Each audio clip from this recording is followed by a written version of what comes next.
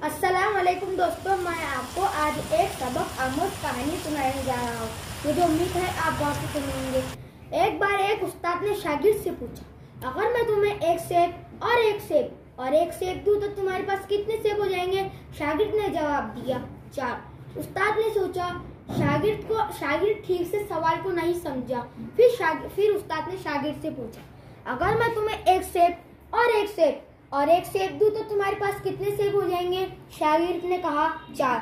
अब उस्ताद ने सोचा कि शागिर्द को सेब पसंद नहीं होगा, उसे जाम बहुत पसंद होगा।